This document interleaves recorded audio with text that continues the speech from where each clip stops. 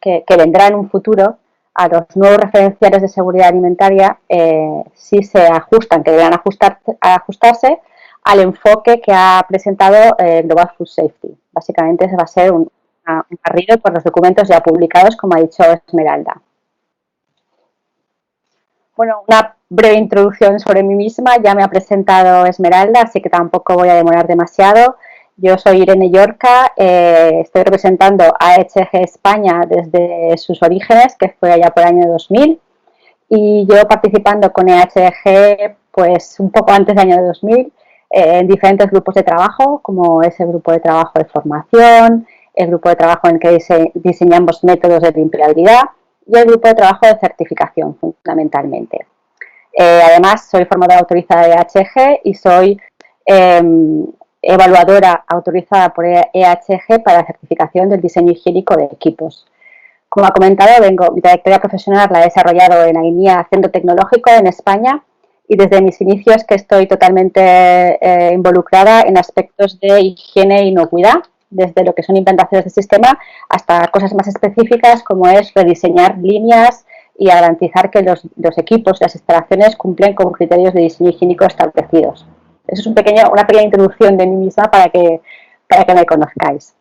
Bueno, como punto de partida, aunque imagino que todos sabemos, pues quería empezar diciendo qué es Global Food Safety, qué sentido tiene la GFSI o la Global Food Safety Initiative. Bueno, pues lo primero que nada es que es una iniciativa privada que nació con un objetivo de armonizar y al final se ha convertido como un referente. ¿Armonizar el qué? Pues el objetivo cuando salió fue armonizar un poco cómo deberían ser los sistemas de gestión de inocuidad para garantizar que el suministro de los alimentos es inocuo. Se estaba dando la peculiaridad, sobre todo a nivel europeo, que es que donde nació en Bélgica, que la gran distribución, preocupada por las marcas blancas que vendían sus consumidores en cuanto a garantizar que cumplían requisitos de inocuidad, pues empezaron a establecer referenciales privados donde definían qué es para cada una de estas cadenas de la gran distribución, que entendían que eran los requisitos que tenían que cumplir para garantizar esta inocuidad, ¿no?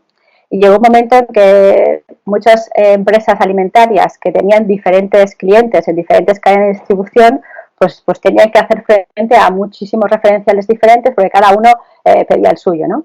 Realmente esto sigue siendo bastante similar en la actualidad, pero con una gran diferencia, y es que está armonizado. Es decir, la Global Food Safety Initiative reconoce todos los referenciales que existen que cumplen un mínimo que da la confianza, un mínimo máximo, como quiera verse, que garantiza que todos estamos hablando de lo mismo, de suministrar alimentos inocuos en la misma dirección. Es decir, no es mejor BRC o IFS, simplemente son diferentes la forma de abordarlo, o es diferente quién es el propietario del referencial, pero al final, en concepto, buscan lo mismo, ¿no? Y que además se pretendía que esto no fuera una barrera comercial, ¿de acuerdo? Bueno, pues... Irene, permítame un tip de configuración de visualización para que veamos la pantalla llena. Por encima de tu diapositiva hay un botoncito de configuración de visualización. Es que yo la veo entera, ¿vosotros no? No, como por encima de tu diapositiva, ¿no ves? Para nosotros como está una pantalla negra. No, por encima, ahí. La configuración de visualización, eso. La primera opción, cambiar entrevista, moderador y presentación. Perfecto. Claro, es que yo tengo dos pantallas, lo siento. Okay. Yo pensaba que la vuestra era la otra. Bueno, gracias, Julián. Sí. Bueno, como os comentaba, ¿no? Un poco como punto de partida.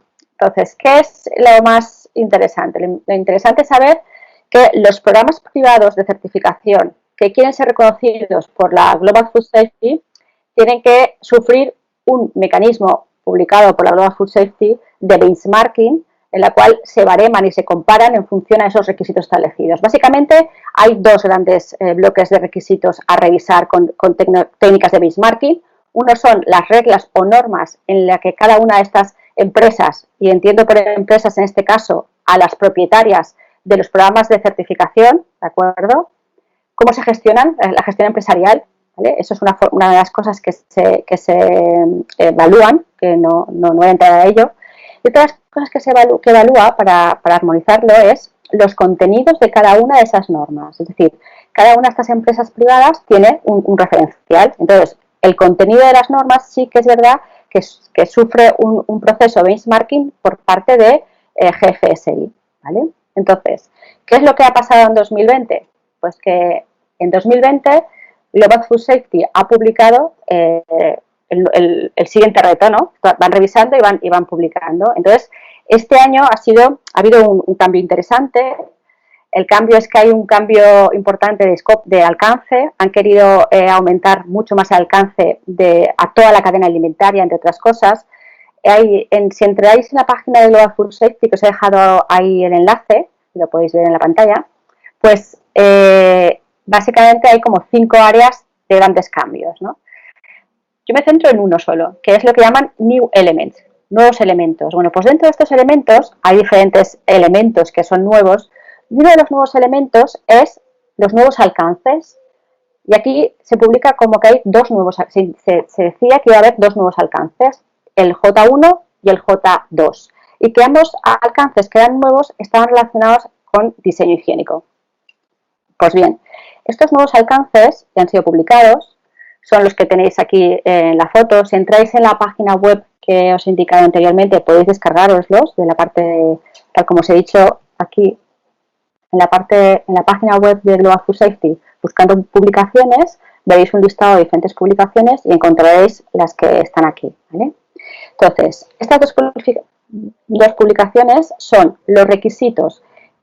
En estas publicaciones, Global Food Safety explica a los propietarios de los referenciales que luego las empresas nos certificamos, empresas alimentarias, les exige que deben empezar a tener en cuenta estos requisitos que están aquí establecidos. Eso significa que los requisitos que aquí están definidos van a estar tal cual definidos en la BRC o en IFS o en la ISO 22000. No, cada uno de esos propietarios establecerá la forma en la que lo transcribe a sus propios estándares, ¿de acuerdo?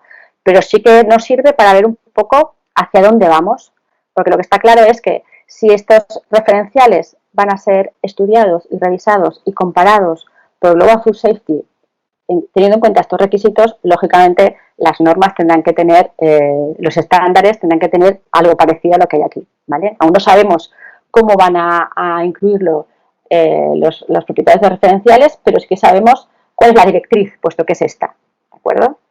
Bueno, pues el J1 son los requisitos de diseño higiénico que tendrán que cumplir fabricantes de equipos, arquitectos, ingenieros y constructores, básicamente. Es decir, aquí hay una pata que me gusta decir a mí muy importante.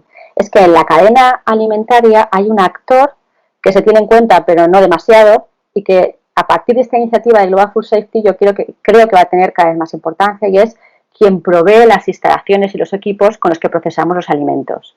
Hemos tenido en cuenta a los proveedores de alimentos, hemos tenido en cuenta a otros proveedores de servicios, pero en el tema de fabricantes de equipos, arquitectos, ingenierías y constructores, pues no hay establecidos requisitos específicos. Bueno, pues ya la Global Food Safety tiene requisitos específicos que deberán cumplir fabricantes de equipos y arquitectos, diseñadores y constructores que vendan o que quieran certificarse en un futuro, porque hoy por hoy no existen certificaciones. Estas referenciales no contemplan la certificación de esta tipología de fabricantes o empresas, pero lo que todo apunta es que en un futuro es posible, un futuro más bien medio o lejano, es posible que puedan acceder a algún tipo de certificación. En cualquier caso, ya hay requisitos de la Global Food Safety para este tipo de empresas, proveedoras fundamentalmente de sectores alimentarios, ¿de acuerdo?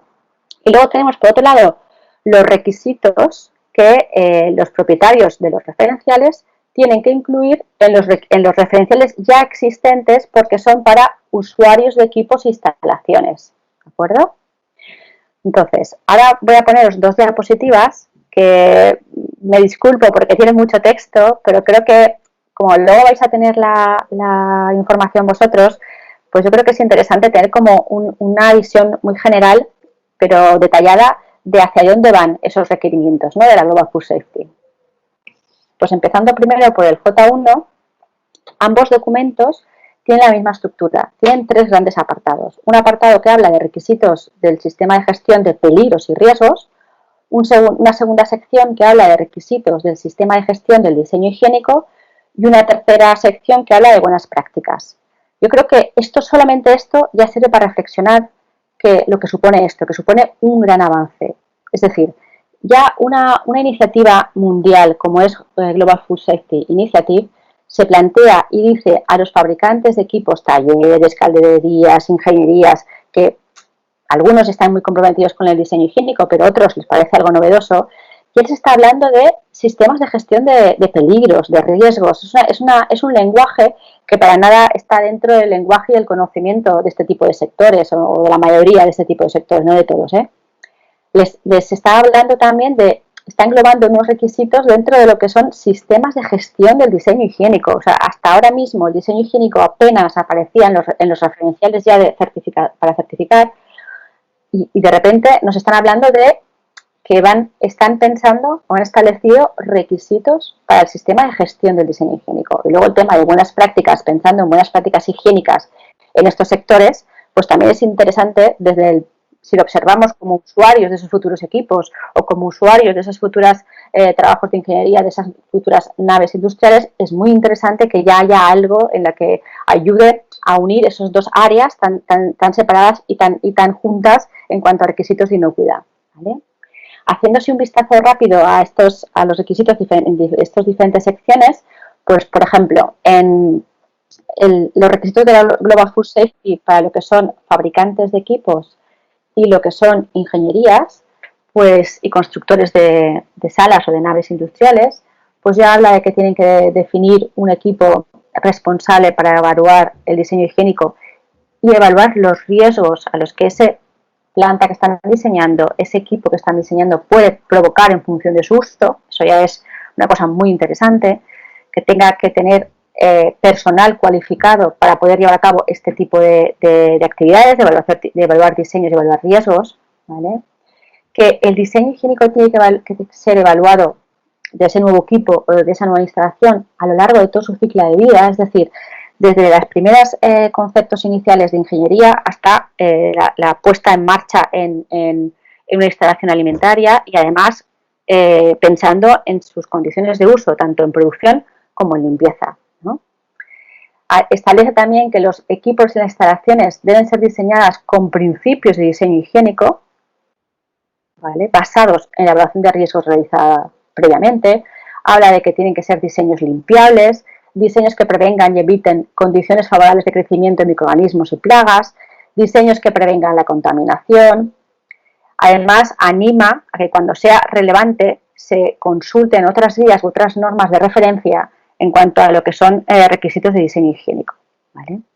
Por otra parte, en la sección del sistema de gestión del diseño higiénico, pues es curioso que uno de estos requisitos es como que las empresas fabricantes de equipos y las ingenierías o las empresas constructoras de naves industriales pues tienen que desarrollar un sistema de gestión del diseño higiénico, incluyendo organigrama y responsabilidades, política de diseño higiénico, con objetivos medibles de diseño higiénico, con un compromiso de establecer e implantar y mantener y mejorar continuamente el avance en diseño higiénico, que se tenga que revisar. Es decir, nos está haciendo que todo lo que nosotros entendemos como sistema de gestión de inocuidad se está trasladando un poco en este sistema de gestión de diseño higiénico a lo que son los proveedores nuestros de equipos y de instalaciones, ¿vale?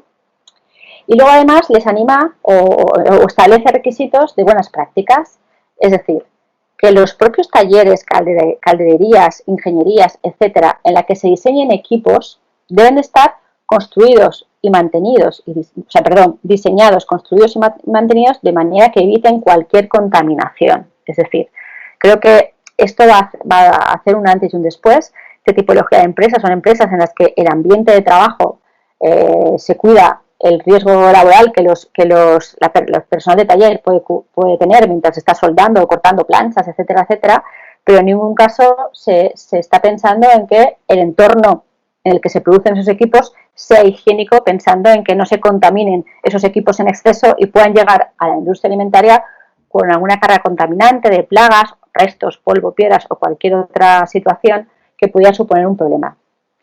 Les obliga también a que tengan control de plagas en la instalación, a que tenga personal formado en diseño higiénico y en seguridad alimentaria. Esto para mí creo que también supone un paso bastante importante que ayudará a la industria alimentaria a poder garantizar aún más la inocuidad de los alimentos. Establece también en buenas prácticas, como buena práctica, que establezcan limpiezas de sus propias empresas de construcción de equipos y que esas limpiezas estén registradas y verificadas, y que además, donde los equipos son almacenados antes de ser enviados al usuario, es decir, la industria alimentaria fundamentalmente, pues que se aseguren que se previene la contaminación, no solo durante el almacenamiento para la espera de salir, sino además durante el transporte, durante el tráiler, el camión, el barco, donde tenga que ir, que además durante el transporte se tenga en cuenta que se prevenga la contaminación de ese equipo para que cuando llegue a su punto de uso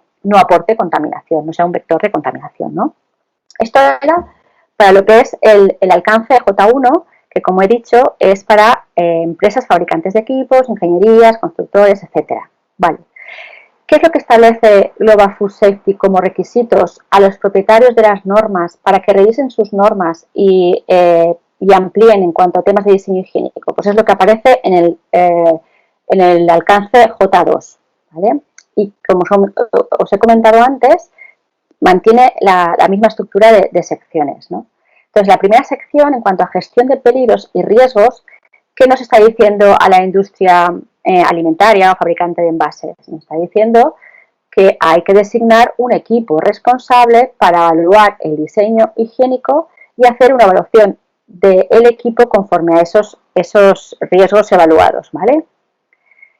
Aquí jugamos con ventaja, porque si bien es verdad que a lo mejor hay empresas en las que el departamento de ingeniería, el departamento de mantenimiento, quizás no son tan conocedores de la metodología de evaluación de riesgos como otros departamentos, como puede ser el departamento de calidad, es más cercano. Es decir, creo que es más fácil que la industria alimentaria le sea más sencillo proceder a evaluación, a definir un equipo responsable para evaluar el diseño higiénico de los equipos, ¿no?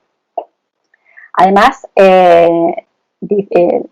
lo que dice la Global Food Safety es que el diseño higiénico de los equipos y las instalaciones deberá ser evaluado internamente en cada planta para todo el ciclo de vida del equipo y de la construcción. Esto nos suena, ¿verdad? O sea, en este caso hay dos direcciones. Por un lado, esto mismo se le ha exigido a los fabricantes de equipos y por otro lado, se nos exige a esos usuarios, fundamentalmente quiero pensar que es para poder hacer especificaciones de compra hablando el mismo idioma, se nos pide también que lo hagamos. Esta evaluación de riesgos debe estar documentada. La evaluación de riesgos de un equipo, de una instalación en una industria alimentaria no es único, es decir, no está previsto que se haga una vez, sino lo que se dice es que además se debe revisar cada vez que aparezca algún cambio en el diseño o aparezcan nuevos riesgos, por ejemplo, situación actual, o con una frecuencia mínima establecida para ir revisando que aquella evaluación que se hizo en un momento dado pues sigue siendo adecuada, ¿vale? Y además, esa evaluación tiene que establecer medidas para prevenirlas. Muchas veces, ante líneas o plantas que no cumplen estrictamente diseño higiénico y que aparezca después de una evaluación de riesgos que puede suponer una fuente de contaminación, pues hay medidas que lo pueden minimizar, es decir, aumentar la frecuencia de limpieza, aumentar la frecuencia de mantenimiento, es decir, en este caso, según está establecido en la Global Food Safety, hay que, desde las industrias alimentarias, les anima también a que enlacen esas medidas para minimizar los riesgos detectados en la evaluación de riesgos del diseño higiénico que prescribe, ¿no? Hay que definir el uso previsto antes de la compra, hay que adaptar principios de diseño higiénico, ¿vale? Tanto en lo que compramos como lo que diseñamos y ejecutamos en nuestra propia planta, ¿vale? Y que tenemos que adaptar principios de diseño higiénico en la compra de equipos, en la instalación propia y en el mantenimiento interno propio, ¿de acuerdo? Además, dentro de lo que es el sistema de gestión del diseño higiénico, indican dos requisitos, ¿no? Establecer procedimientos que aseguren que la compra de nuevos equipos e instalaciones cumple especificaciones de diseño higiénico. Lógicamente, para cumplir especificaciones de diseño higiénico, el sector alimentario lo primero que tenemos que hacer es definir claramente las especificaciones de diseño higiénico a las que queremos acceder mediante la compra o la adquisición de esa instalación, ¿no? Y por otro lado dice que debe establecerse y documentarse un control de cambios para evaluar el impacto sobre el diseño higiénico de ese equipo o de su instalación. Eso en cuanto a lo que es el sistema de gestión de diseño higiénico. Y en cuanto a buenas prácticas, la novedad que aparece, que Global Food Safety comunica a los propietarios de las normas, es que tras la compra e instalación, todos los equipos e instalaciones deben limpiarse y registrarse y verificarse esa limpieza inicial. Es decir, cuando hacemos una obra, cuando modificamos una instalación, etcétera, etcétera, esa primera puesta en marcha que lleva una limpieza muchas veces especial, debe realizarse, por supuesto, pero además debe registrarse y verificarse, es decir, comprobar que aquella es eficaz. ¿De acuerdo? Además, como buena práctica, recomienda que se establezcan procedimientos que aseguren que todo el personal relacionado con la construcción y evaluación de equipos está formado en principios de diseño higiénico, ¿vale? Bueno, he tenido que ir un poco rápido, pero yo creo que espero que con esta explicación haya quedado claro un poco el alcance de lo que la Global Food Safety está solicitando a los propietarios de las normas, que en base a esto modificarán sus normas sus referenciales, que al final son las exigencias para nosotros como empresa alimentaria conseguir esa certificación. Es interesante ver que habla mucho de diseño higiénico, habla de principios de diseño higiénico, pero ni en el glosario de Global Food Safety aparece qué se entiende por diseño higiénico. ¿Cuáles son los principios de diseño higiénico? Bueno, así de manera rápida y escueta, pues indicaros que el diseño higiénico de un equipo o instalación, una instalación se considera higiénica cuando incorpora características o propiedades que reducen o eliminan cualquier potencial riesgo de convertirse en fuente de contaminación de los alimentos. Eso es lo que significa tener diseño higiénico, ¿vale? Pero claro, esta gran definición, al final, ¿esto en qué se materializa? ¿Qué significa que mi línea sea diseñada higiénicamente o no sea diseñada higiénicamente? Bueno, pues ahí tenemos que contar hoy por hoy con otras organizaciones, otros referenciales, donde podemos ir a buscar y establecer y aprender cuáles son los requisitos de diseño higiénico. Lógicamente, cada país tiene en su legislación propia, depende de cada país, algunos grandes principios de diseño higiénico, tanto en algún caso como exigencia al sector alimentario y en algún caso como exigencia al fabricante del equipo.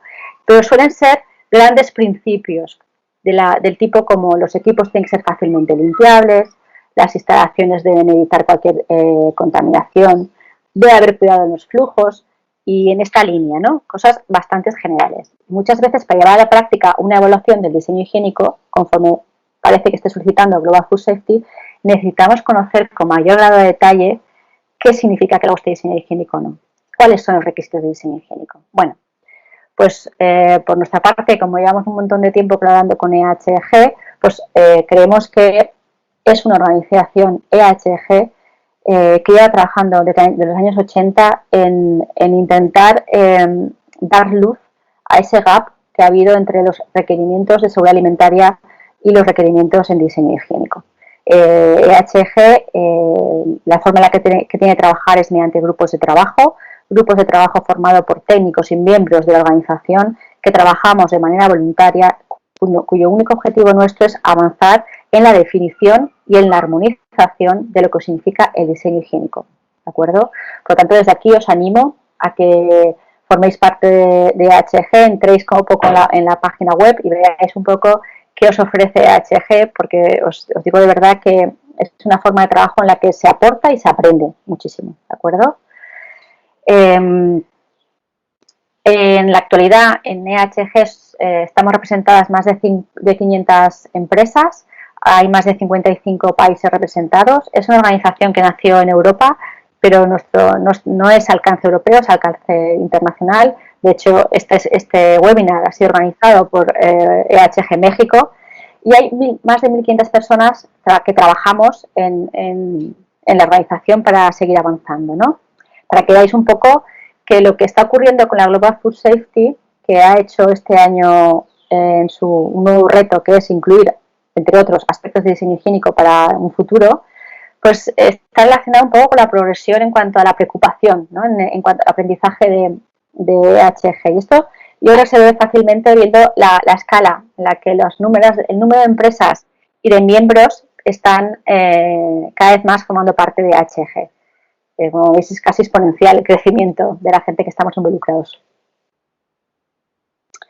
¿Qué nos ofrece EHG para todo esto? Bueno, básicamente EHG tiene una herramienta muy importante, que yo creo que además con la sede regional de EHG México está más que cubierta, que es formación. EHG hemos trabajado desde hace muchísimo tiempo en tener material docente que está armonizado, que es autorizado para uso de todos los evaluadores autorizados por EHG exclusivamente. Es decir, EHG hemos trabajado para tener presentaciones basadas en todos los documentos que ha ido generando a través de los diferentes grupos de trabajo, para poder comunicar a toda la gente que desee formarse en diseño higiénico en la misma dirección, sea el país que sea donde se esté dando la formación y sea el idioma el que sea que se esté dando esa formación, ¿de acuerdo? Hay 2 cursos autorizados por EHG, el curso básico, que es de 1 día de duración, y el curso avanzado, que es de 3 días de duración, y que en México lo lleváis realizando ya 3 o 4 años, seguramente que Marco luego me puede corregir, pero este año, en 2020, está previsto, si la situación nos lo permite, esperemos que el coronavirus nos deje, que sea en noviembre de 2020. ¿Vale? También tenemos certificaciones EHG de equipos, que os he comentado antes, y yo os animo a que entréis a la página web y veáis que hay 55 guías publicadas que pueden ser de vuestro interés. ¿Vale?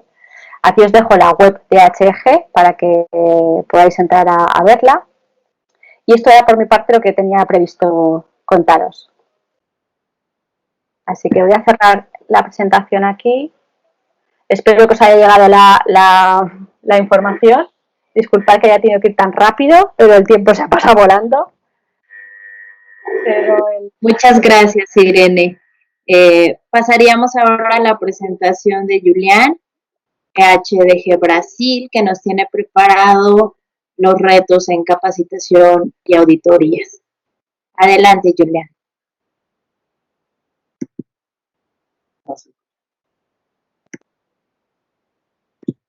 Julián, creo que está apagado tu micrófono.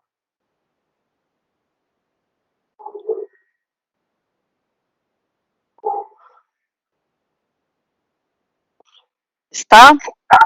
Listo. Bueno, ¿aquí están viendo la pantalla? Sí, estamos viendo tu pantalla. Bien. Bueno, es un gusto estar con ustedes. Saludos desde Brasil. Por si acaso no entienden algo, Esmeralda es mi traductora e intérprete y ahí seguiremos bien.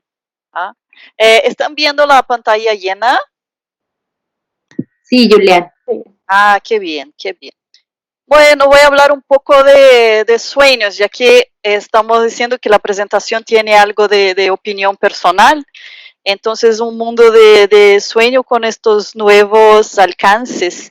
Esta es una foto de una empresa que estaba promocionando su producción de arroz y como pueden ver ahí, ella no tiene un muelle, tiene un portón abierto al ambiente externo y varios problemas de diseño higiénico, de lugares en donde se puede acumular polvo, suciedad, y alguien un día tuvo la brillante idea de facilitar el acceso por una puerta enorme, facilitar el acceso de las personas, de los equipos, de los materiales, de las plagas y de todos los riesgos.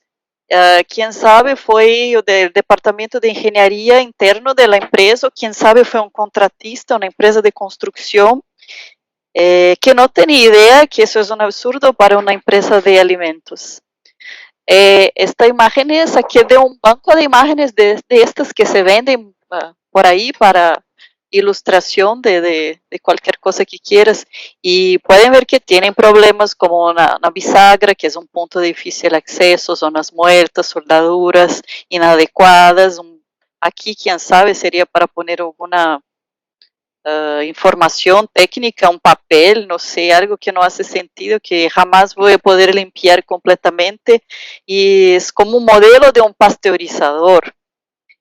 Y aquí un poco más en la vida real, es de una empresa que muy generosamente, educadamente, permitió esta foto, que es de la tapa de una mezcladora de polvo. Es un proveedor de esencias, de aromas de grandes empresas globales. O sea, es una empresa que tiene certificación GFCI, y aún así sus sellos fueron hechos, digamos, de forma casera. Fue por la equipe interna de ingeniería y proyecto, y bueno, hay varias situaciones que ustedes pueden ver de permisión de acúmulo, de suciedad y todo. Y aquí el eje en donde hay los tornillos expuestos y las zonas de difícil acceso. Bueno, puedes decir, es polvo, no hay riesgo microbiológico, pero imagínate que si compartimos una línea con alérgenos aquí, ya es una cuestión bastante importante el diseño higiénico aquí, y además de desprender, de soltarse piezas, ¿verdad? Esta foto fue tomada el siguiente día. Yo fui a dar un curso de diseño higiénico en esta empresa, y el día anterior el equipo de ingeniería fue solicitado a implementar una medida de producción de seguridad de seguridad de las manos, porque había un equipo con movimiento que podría cortar el dedo de alguien, y el cable del sensor, alguien tuvo la idea de proteger con acero inoxidable, y bueno, generó una zona muerta aquí, generó una zona aquí. Como después del curso lloraron porque ya habían hecho a pocas horas esta linda obra de ingeniería. ¿Y por qué pasa eso? Pasa porque aún que estamos con empresas certificadas GFCI, el conocimiento profundizado de diseño higiénico no se ha diseminado, aún falta. Entonces, por eso, Irene ya habló de eso, los dos alcances, creo que quedó claro.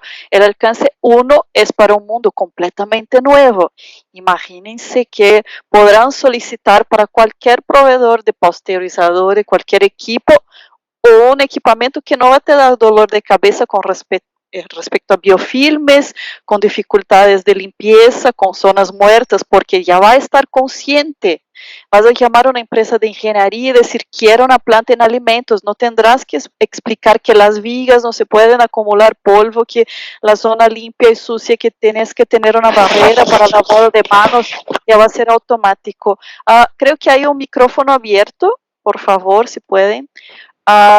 Y el J, bueno, se quedó claro, creo que el J1 es para las empresas que te proveen el servicio de arquitectura, ingeniería, construcción, fabricantes de equipo, y el 2 es para una empresa que ya tiene una certificación GFCI y tiene su departamento de proyectos de ingeniería y quiere que la auditoría pase por esta parte del sistema de gestión, por este proceso de gestión.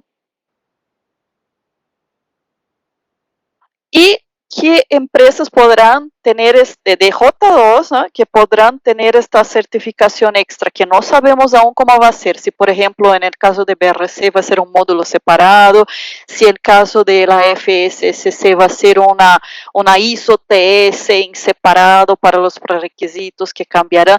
Eso no está claro aún, va a ser una decisión de cada dueño del esquema de certificación. Pero ¿quién podrá candidatarse a eso? Una empresa de piensos, una empresa de agricultura, acuicultura, sea de carnes, vegetales, de conversión animal, y toda la cadena de producción de alimentos, los mayoristas y el catering.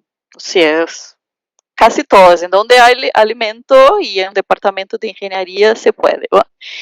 Y lo que trae la norma, entonces un resumen, y hablo Irene, pero los 3 elementos claves: tener una PPCC o un sistema de gestión de riesgo, depende, puede ser similar a la PPCC, pero la visión que la gente se preocupe, el dueño del equipamiento, el fabricante del equipamiento entienda que puede haber una junta, que puede ser un problema, y él tiene que proyectarla de una forma que considere los riesgos de formación de biofilme o tiene que comunicar a su cliente cuidados con la vida de esta junta.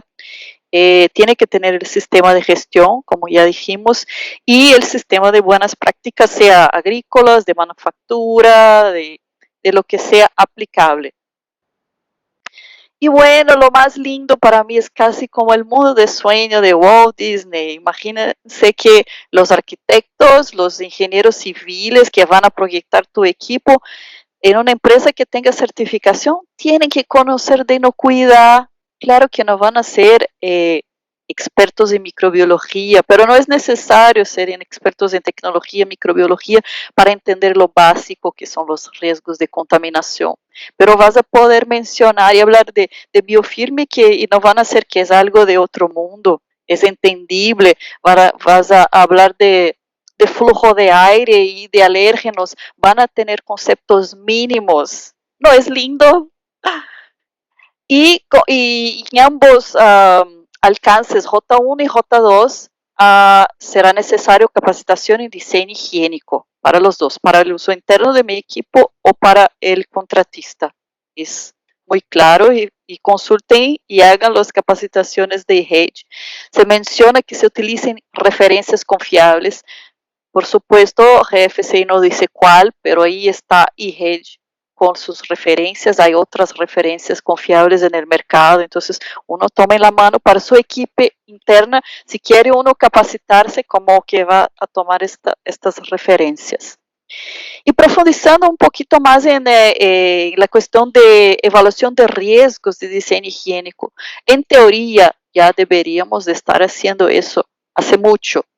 Entonces, si una bomba no tiene un diseño muy adecuado, si es una bomba que se utiliza para un producto de diferentes viscosidades y hay una dificultad de limpieza, y puede ser que sea un punto crítico que se pare a cada 8 horas para que se desarme y que se limpie.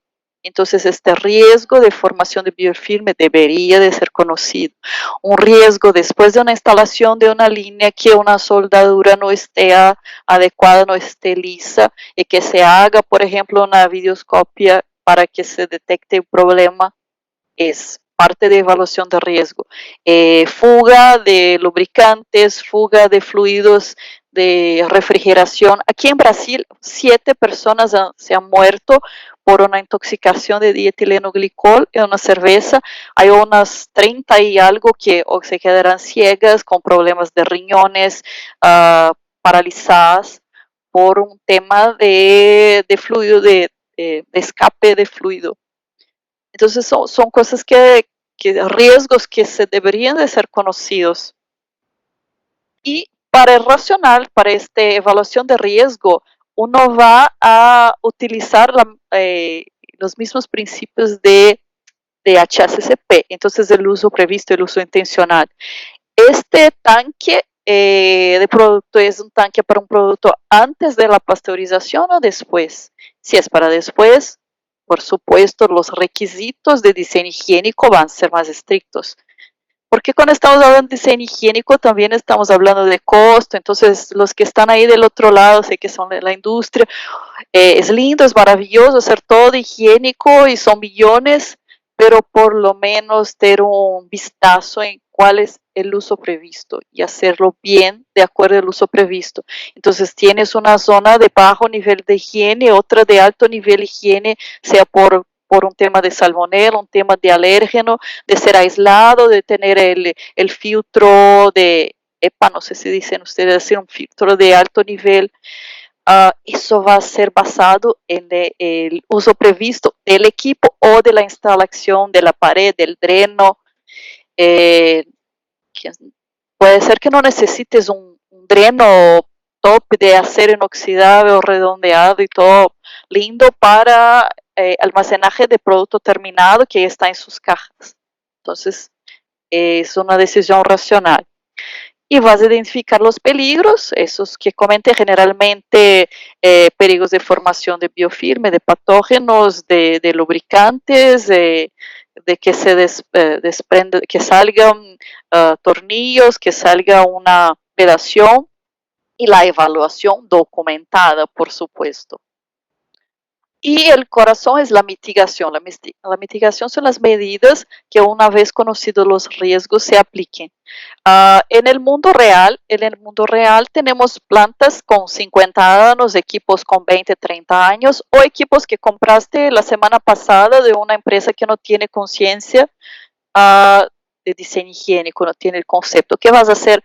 ¿Vas a hacer otra planta? ¿Vas a echar abajo la planta? ¿Vas a botar el equipo que recién compraste? No, claro que dentro del posible, en algunos casos el reemplazo va a ser necesario, pero en algunos casos uno puede elegir que tendrá que comprar un equipo certificado y RED, poner allí una bomba, una válvula, porque es un producto post-pasteurización, por ejemplo, y es un criterio. Pero más que eso, hay empresas que ya tienen sus problemas, que estos problemas sean conocidos. Entonces las frecuencias de limpieza se incrementarán, los desarmes se incrementarán, se van a hacer más inspecciones con ATP, con lo que sea, alguna estrategia para que se demuestre que los riesgos son conocidos.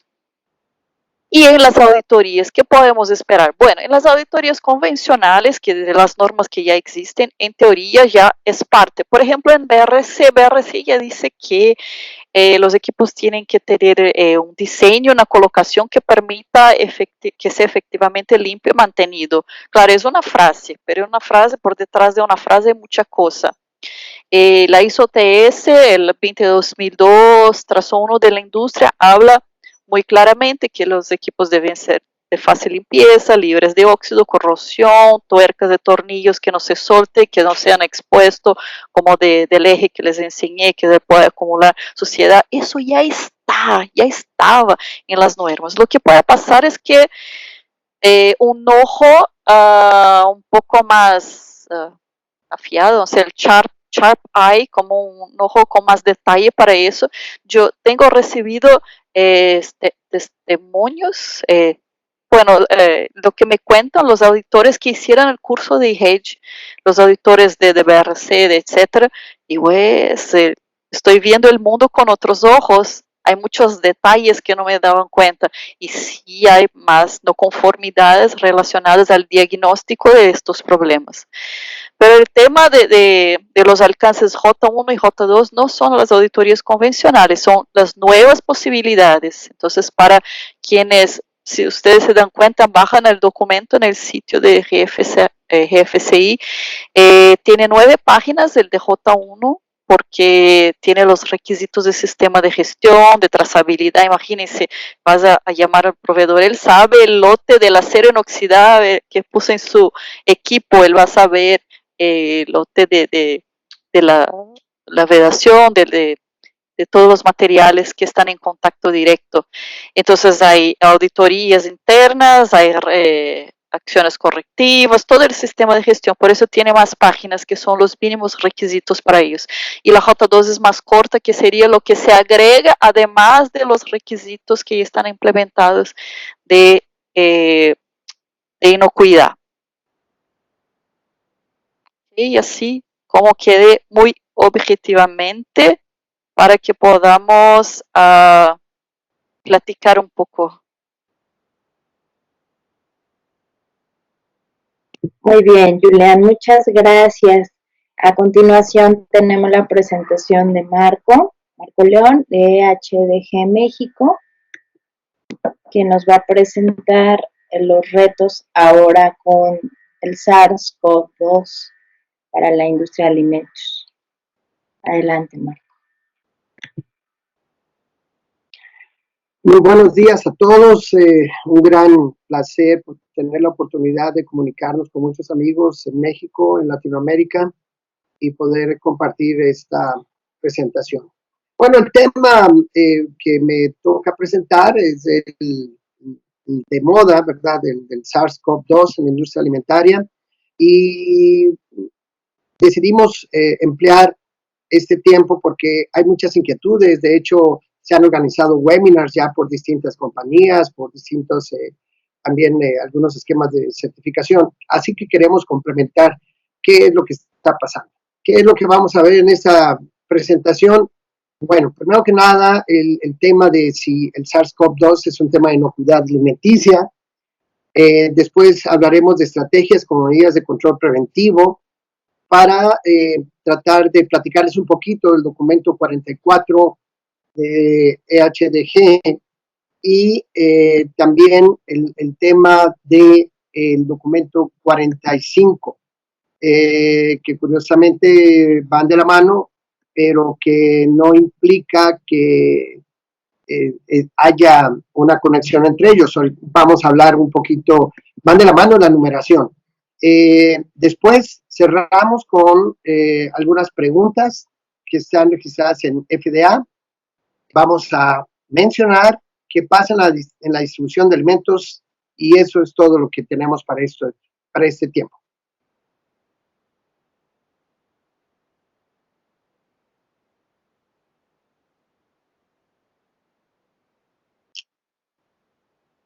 Bien, el primer tema, coronavirus. Pues todo mundo nos preguntamos, ¿eso no es? Y tenemos cierto, tanto la Organización Mundial de la Salud como el Codex Alimentarios, pero aquí me pareció muy buena la afirmación de EFSA, por eso fue la que utilicé. EFSA es la Autoridad Europea en Inocuidad de Alimentos, en donde claramente nos dice que no hay pruebas de que los alimentos sean una fuente o una vía de transmisión del virus. Ojo, ojo, eso hay que tenerlo muy claro. Habla en general de alimentos. Abajo tienen las referencias, tienen los sitios web donde pueden entrar.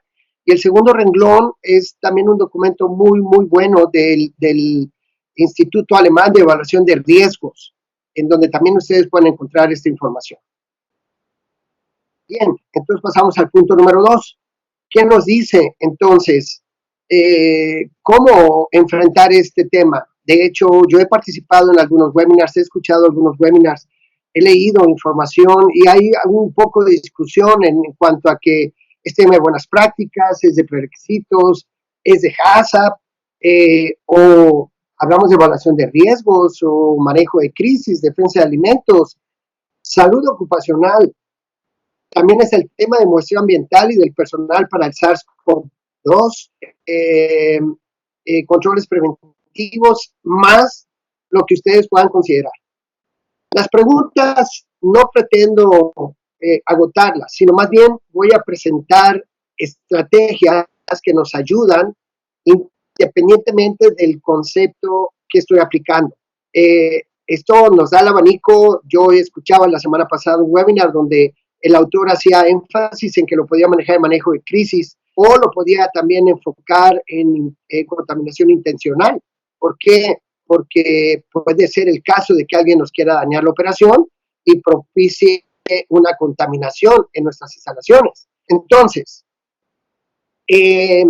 como han dicho acertadamente Julián e Irene, la EHDG, tomando como referencia los documentos que nos pueden ayudar para prevenir este tipo de situaciones, pues yo me quise centrar en el 44 y en el 45. Evidentemente hay muchos más, pero el principio 44, pues justamente pasando al 3.1, nos hace un enfoque a la prevención de la contaminación cruzada. Entonces, bien lo decía Irene, ¿qué es la definición de diseño higiénico? Es evitar el que nosotros tengamos el punto referente de peligros en nuestras instalaciones. Entonces, la prevención de la contaminación cruzada a través del diseño de las instalaciones es básico. Y una vez que tenemos estos peligros identificados, entonces nos enfocamos a las barreras que vamos a emplear para el diseño de las instalaciones.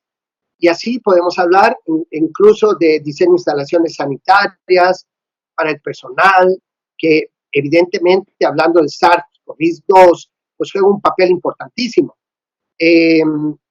Hay mucha polémica en cuanto al tema que seguramente todos hemos escuchado, de cuánto tiempo permanece el virus en superficies. ¿Y qué tiene que ver esto con el diseño higiénico? Pues, ¿qué tipo de materiales estamos empleando? Materiales y acabados. De hecho, hay por ahí algunas preguntas que al final vamos a considerar de una manera muy puntual. Bien, entonces, ejemplos básicos de diseño higiénico inadecuado. Pues nosotros podemos ver aquí en esta área cómo tenemos el producto, cómo tenemos unos bins de almacenamiento, cómo tenemos todo una bodega, pero evidentemente hay toda una serie de conexión, no hay barreras que nos dificultan el que podamos tener una operación higiénica. A diferencia, por ejemplo, de cuando nosotros vemos este tipo de instalaciones, donde ya tenemos lo que se llaman las casillas, ¿verdad? En donde vamos separando y entonces vamos haciendo de una manera más controlada el flujo del personal, el flujo de las materias primas y todo lo que implica el manejo higiénico adecuado en este contexto. Entonces, no pretendo profundizar mucho por el tiempo, pero sí quiero decirles que ustedes tienen aquí en este documento que es muy amplio, de hecho, si no mal recuerdo, es el documento más amplio de las guías de HDG, tiene mucha información que pueden utilizar para cumplir con los puntos que veían mis compañeras, mis colegas, en cuanto a los requisitos en las instalaciones. Ahora pasamos rápidamente al tema de validación de la limpieza en la industria de alimentos, documento 45. Este documento 45 ha sido muy empleado y aquí quisiera hacer la introducción en que el documento es gratuito. Ustedes pueden bajar este documento, cosa que no sucede con la gran mayoría de los documentos de HDG, y que nos tenemos que preguntar qué entendemos por validar. Y tenemos distintas fuentes, ¿no? Podemos utilizar el Códex Alimentarios, podemos utilizar FDA, 21113, o 117, o ISO 22000-2018, o 21 CFR 120, 9 CFR 416.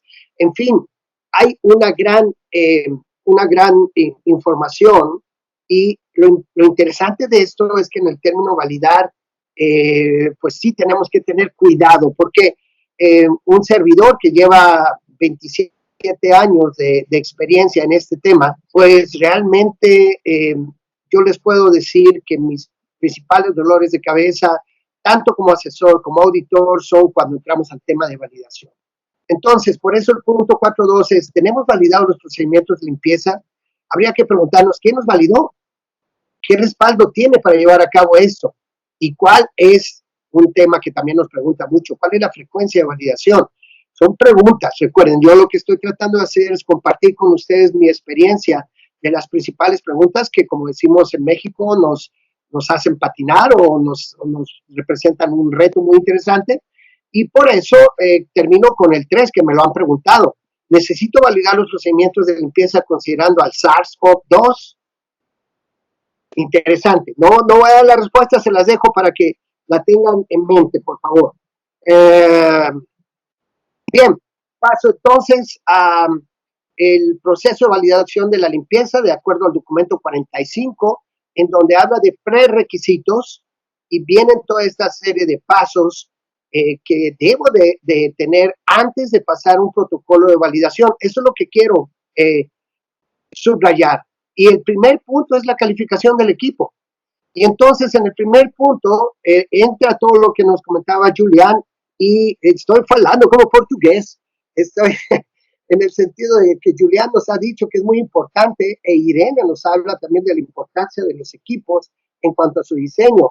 No voy a profundizar en los demás puntos, excepto voy a mencionar el tema del procedimiento de ensuciamiento, que es el talón de Aquiles en lo que nosotros hemos vivido. Bueno, entonces, la calificación. ¿Cómo hago la calificación?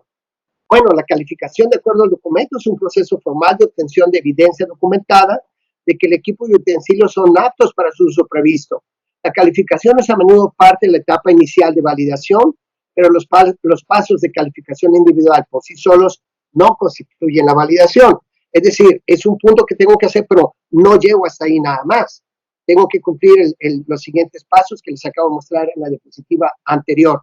Entonces, aquí es bien importante porque el principal obstáculo que nos encontramos cuando hacemos las evaluaciones en diseño higiénico en las plantas es, ¿dónde está la evaluación de este equipo? ¿Quién ha realizado la evaluación de este equipo? Y muchas veces las respuestas son, No, bueno, nosotros compramos estos equipos conforme a las recomendaciones del proveedor. Sí, pero ¿dónde está la calificación? Entonces me recuerdo muy bien de una anécdota que quiero compartir con ustedes, una empresa que se dedica justamente a vender soluciones de limpieza y sanitización. En un seminario en Monterrey, México, la primera pregunta que hago cuando doy estos seminarios es, ¿ustedes tienen validados sus procedimientos de validación? Y poca gente levantó la mano, pero este muchacho levantó la mano y dijo, sí, sí la tengo. Ok, le dije, por favor, espera un momento al final y voy a repetirte la pregunta. Al final de la plática, después de haber todo esto y enfatizado el tema de calificación de equipo, dijo, no tengo validado el procedimiento de validación. De validación de la limpieza. Este es un punto muy importante, por eso lo pongo como calificación. Bien, ¿qué documentos puedo señalarles rápidamente? Bueno, el básico, el 8, que es gratuito además, criterios higiénicos de diseño de equipo. Se lo recomiendo, lo pueden bajar directamente del web que les mostró Irene. Pero además tengo el documento nuevo, soldadura acero inoxidable atendiendo requisitos higiénicos, el 16, uniones higiénicas de conducciones, el 23, uso de lubricantes de grado alimenticio registrados H1 y HT1. Ya nos hablaba justamente Julián del caso terrible de Brasil en la cerveza y además en la cerveza. Documento 32, materiales de construcción para equipos en contacto con los alimentos. Esto es muy importante para cerrar el tema de manejo higiénico. Este manejo higiénico usted lo pueden poner prerequisito, lo pueden poner en buenas prácticas de manufactura, regresando a la diapositiva anterior. Y entonces cierro con preguntas y respuestas comunes en la industria alimentaria que tiene la FDA.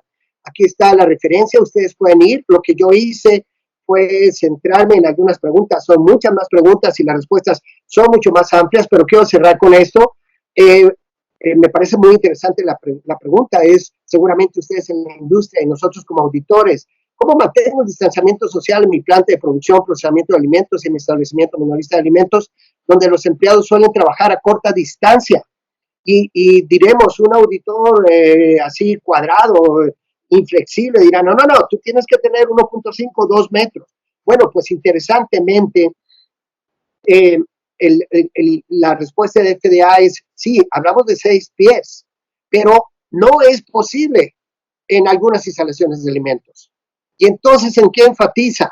Y lo tengo en rojo, la eficacia de las prácticas de higiene de los empleados en saneamiento. Entonces, ahí justo por eso dejaba esas preguntas anteriormente. Vean cómo FDA nos está refiriendo a buenas prácticas o a controles preventivos, si ustedes lo están gestionando así, para controlar esto. ¿De acuerdo? Y de hecho tiene una nota, mantener el distanciamiento social en ausencia de prácticas de higiene eficaces puede no prevenir la propagación de este virus. Directo, la espada al fondo, dicen en España, en México, la espada al fondo del toro, directo al corazón. La base son las prácticas de higiene eficaces. De nada nos sirve el distanciamiento social si no tengo prácticas de higiene eficaces. Pregunta número 2. ¿Deberían los empleados de los entornos de producción de alimentos y alimentos al por menor usar cubiertas faciales? Bueno, todo el mundo sabemos que es la recomendación, pero lo que quería comentar con ustedes es que se habla mucho del N95 y por favor, tengan claro, no es para la industria de alimentos. Estos N95 es para el sector salud. Por favor, no permitan, a mí me acaba de llegar un chat, una señora en su domicilio particular con un lote de 1,000 piezas de N95 vendiéndolas. Eso es un crimen. 3. Esta pregunta me pareció muy interesante porque en todos nuestros países hemos vivido la ausencia de el desinfectante a base de alcohol y entonces aquí nos hablan de la pregunta de si se aprobará la FDA o el EPA el uso de cuaternario de amonio a 200 partes por millón, como desinfectante de manos para empleados y clientes. Y la respuesta es, se sabe que algunos establecimientos sí lo han hecho. ¿Por qué? Porque en términos generales no hay afectación. Sin embargo, la FDA es consciente de informes de eventos adversos. Entonces, aconseja no usar estos productos. ¿De acuerdo? es importante porque hoy día con las alternativas para los desinfectantes de mano, pues están utilizando distintas soluciones. 4.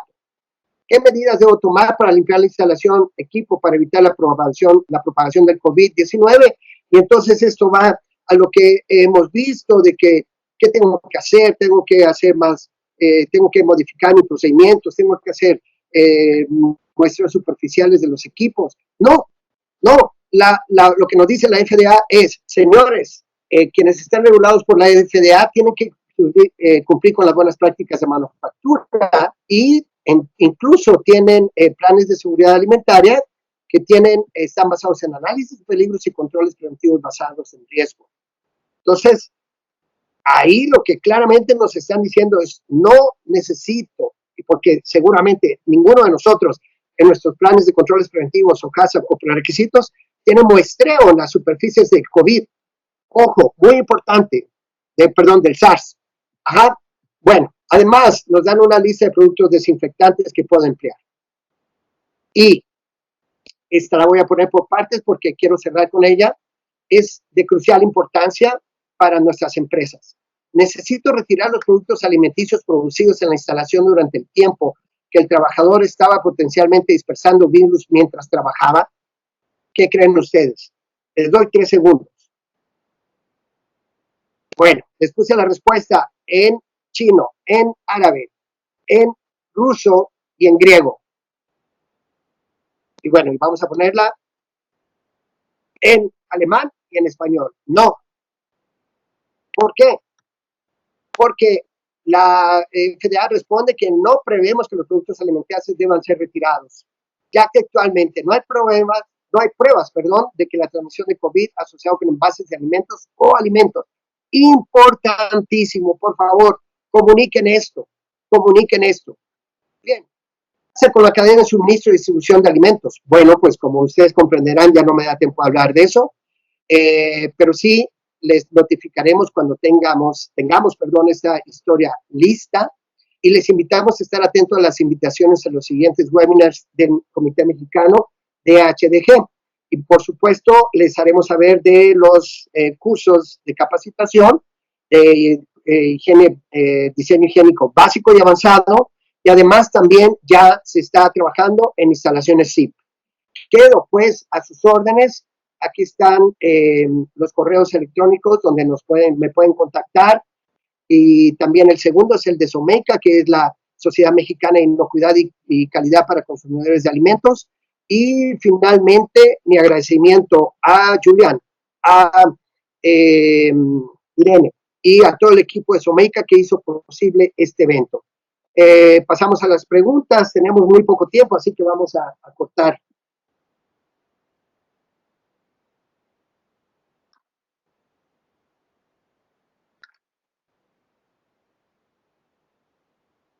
Muy bien, bueno, pues entonces vamos a dar inicio a las preguntas. Nos enviaron algunas preguntas previo al webinar, así que vamos a usar esas preguntas, ya que vía chat no recibimos ninguna durante la sesión.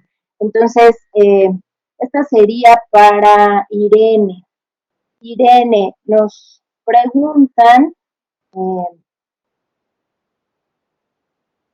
¿qué opinas sobre algunos estudios que se han publicado en relación a la limpieza y desinfección de superficies de acero inoxidable, y que se han hecho algunas pruebas con el virus actual, ¿no?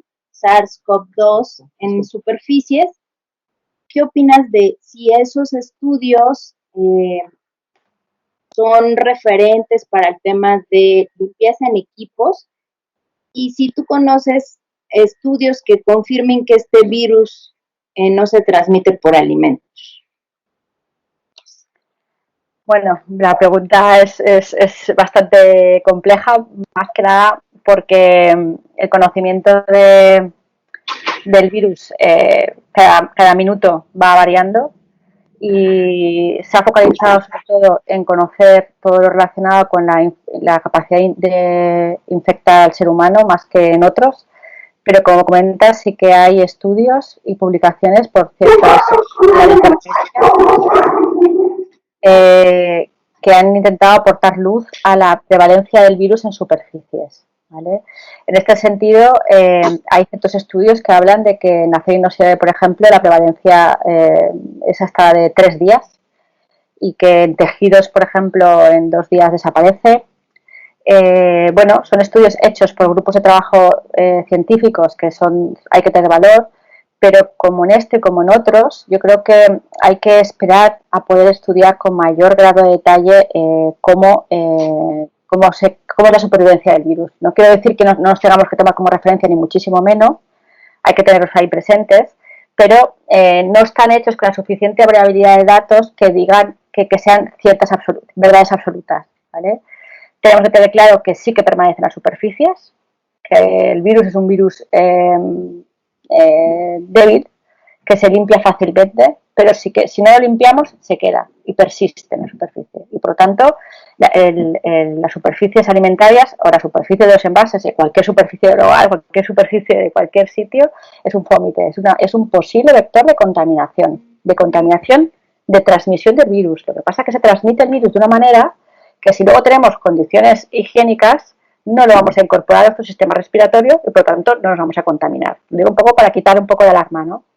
Pero respecto a los estudios que me estáis hablando, yo creo que hay que tomarlos como referencia y que hay que esperar a poder estudiar con mayor grado de detalle el virus.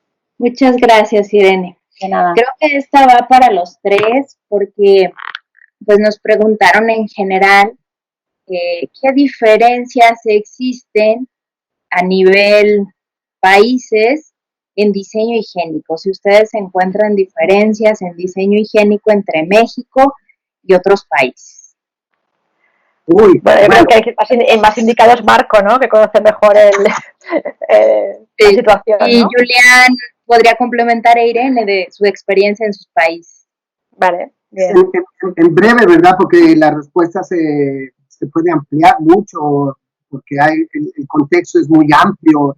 El país, tanto Brasil como México, son muy grandes, tienen grandes empresas de alimentos, pero también tienen muchas y muy pequeñas empresas de alimentos. Y entonces el contexto es como ahorita, es como lo que está sucediendo con el SARS-CoV-2, que estamos viendo que Brasil y México están alcanzando números terribles, y pues esto es por la economía y por el tipo de cultura que tenemos en nuestro país. Entonces, podemos decir que hay una clara separación en México entre las empresas que están obligadas a certificarse, pero ya bien lo decía Julián, y en nuestra experiencia también hemos visitado, auditado empresas ya certificadas en GFCI o que están exportando a Estados Unidos o a Europa, y cuando uno hace una evaluación a detalle del diseño higiénico, no cumple. Así lo puedo decir con las palabras textuales, no cumplen. Sin embargo, están exportando. Entonces, a pesar de que en determinado momento podemos decir que hay una concientización más fuerte en la gran empresa, también hay áreas de oportunidad muy importantes que deben de tomarse en cuenta. Y entonces, dicho esto, pues cierro diciendo que el panorama para la pequeña empresa es triste en cuanto al cumplimiento de diseño higiénico. Claro, hay excepciones, también hay excepciones. De hecho, tenemos algunos clientes que son pequeños, pero que se han puesto las pilas y han podido lograr certificaciones y han podido mejorar sus estándares. Bien, esto es lo que yo quiero decir con respecto a México, Julián.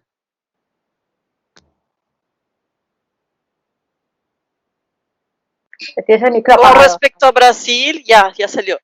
Con respecto a Brasil, yo creo que falta, además del mundo que es igual, como estás relatando, Marco, de las empresas que son certificadas y tienen mejor nivel, o porque son certificadas o porque son traumadas, o sea, ya tuvieron caso de contaminación y saben qué tan caro es tratar del problema, pero generalmente las grandes.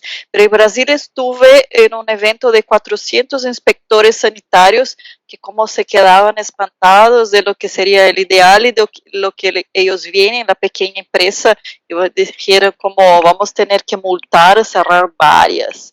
Y qué onda. Entonces, ellos también están en su proceso de educación. Entonces, tenemos la autoridad oficial, los inspectores, y la autoridad informal, que son los auditores de certificación, para presionar estos cambios. Irene, ¿quieres comentar algo más? Creo que la situación es similar, es decir, a las grandes empresas fabricantes de equipos y las grandes empresas de alimentos van más por delante que las pequeñas empresas. En general, es que cumplir criterios de diseño higiénico 100% es muy complejo, por lo tanto sería un no rotundo a casi todas, aunque sean las mejores, ¿no? Pero hablando desde la sensatez, que estamos produciendo alimentos y no se está contaminando mucha gente, el nivel de diseño e higiene va avanzando. Yo tengo que decir que en los últimos 10 años en España el cambio ha sido radical y nos queda muchísimo, cuidado, pero creo que ya empieza a haber algún cambio, aunque queda muchísimo por hacer. Como bien habéis dicho, te encuentras casos concretos, incluso en grandes empresas, que pueden dar problemas, es obvio. Para terminar, me gustaría, Julián, que nos dieras tu opinión sobre el uso de ozono como desinfectante en ambiente, en superficies y los túneles para desinfectar trabajadores, así como ¿qué opinas tú de cuáles serían las medidas más favorables ante la pandemia para el sector alimentario de prevenir las infecciones en las plantas de alimentos? ¿Eso es para mí o es para Irene? Seguramente será para mí. A ver, voy a intentar contestar. Vale, ¿qué opino? Yo creo que el ozono tiene sus ventajas y sus desventajas, ¿de acuerdo? El ozono es un componente químico potente que es muy oxidante, disculpad, y por lo tanto ahí está el quid de la cuestión. Como es muy oxidante, altera la capa celular, la membrana celular de todos los microorganismos, tanto bacterias, virus, mohos, levaduras y esporas. Por lo tanto, con una pregunta general, ¿el ozono es una buena tecnología? ¿Se presenta como una tecnología adecuada para la desinfección de superficies? Obviamente sí. Ahora bien, de cualquier manera, es decir, un ozono aplicado de cualquier manera, ¿es adecuado para desinfectar superficies? No, rotundamente no. Y ahí radica el problema. El problema es que el generador de ozono es un equipo barato y sencillo de conseguir.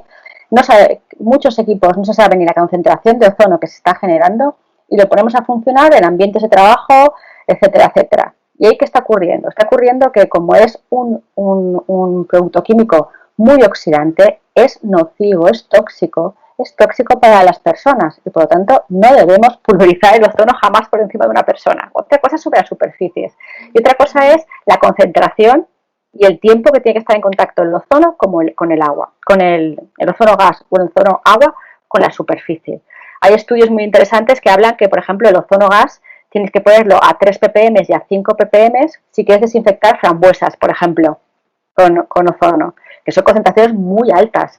La cantidad de ozono que puede haber en un ambiente sin que sea tóxica durante 4 horas al manipulador es de 1 ppm, para que nos hagamos una idea. O sea que hay que ser cautos. Es decir, lo veo como es una tecnología que se presenta como una alternativa, pero el uso, cada aplicación y cada uso debe testarse, evaluarse y verificarse y validarse por tercera parte, es mi recomendación. No sé si he contestado a la pregunta o hay algo más. Sí, sí has contestado, Irene. Muchas gracias. De nada. ¿Quiero decir algo ahí? Marco, ¿quiere agregar algo más? Adelante. Simplemente decir que en la mayoría de los países estos sistemas no están recomendados. De hecho, la propia Organización Mundial de la Salud no lo recomienda porque lo considera innecesario por todo lo que acaba de decir Irene en cuanto a no solo al ozono, sino a otros desinfectantes, en cuanto a las concentraciones, el efecto en la ropa, etcétera. Y no perdamos de vista lo que acabamos de presentar, que es el enfoque de FDA, pero no solo de FDA, sino también de la Organización Mundial de la Salud, de que lo más importante son las prácticas de limpieza, tener los indicadores de sana distancia entre los empleados y, desde luego, el que tengamos procedimientos de limpieza y desinfección adecuados. Importante señalar, importante, el tema, incluso en alguna de las respuestas de FDA, habla de que lo más importante es la limpieza, ni siquiera es llegar a la desinfección. ¿Por qué? Porque estamos ante un virus, no ante una bacteria. Y es bien sabido que el virus es muy lábil, ya lo dijo Irene, a un principio de tensoactivos o a un principio de jabón, y por lo tanto ni siquiera necesitaría un desinfectante. Sí, eso, un poco por tomarte la palabra, o sea, no quiero que en mi contestación penséis que diga que sí, el ozono no, quiero decir, en la industria alimentaria las prácticas actuales de limpieza y desinfección, que están la mayoría de ellas orientadas a desinfectar microbiológicamente bacterias y mohos, son eficaces también. Es decir, no animo a que se cambien los protocolos para introducir el ozono porque sea mejor. No, es mejor quedarse con lo que estamos haciendo hasta ahora. Aunque se presente como alternativa, es mejor. Muy bien. Llegó una pregunta hace unos momentos, Irene, justo comentando el tema del uso del término seguridad alimentaria, que en Europa pues se usa mucho el término seguridad alimentaria para hablar de inocuidad alimentaria. Inocuidad. Exacto. Y en Latinoamérica evitamos usar ese término de seguridad alimentaria para no confundirlo con el tema de alimentos para todos en cantidad suficiente. ¿No? Que ver, soy una defensora, no os podéis imaginar cuánto, del término inocuidad alimentaria frente a seguridad alimentaria. Pero hasta las normas ISO, que están reguladas, han traducido inocuidad alimentaria por seguridad alimentaria. Por lo tanto, ya me he dado por vencida. Y muchas veces, sin darme cuenta, digo seguridad alimentaria. Sí, cuando digo seguridad alimentaria, quiero decir inocuidad alimentaria, sí. Ok, y en los asistentes a la sesión ha levantado la mano Iván Martínez. No sé si quisiera abrir su micrófono para hacer la pregunta. ¿Qué tal? Muy buenos días, Iván Martínez de Mane México, Marco.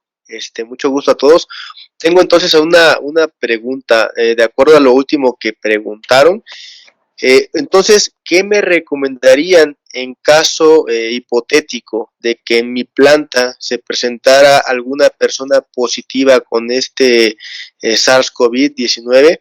O sea, ¿me recomendarían realizar alguna sanitización, un lavado, una nebulización en frío para poder, obviamente, antes mapear la ruta donde transitó el empleado en los días anteriores y hacer esta aplicación? ¿O qué me recomiendan que sea más efectivo? ¿Solamente lavado con agua, jabón?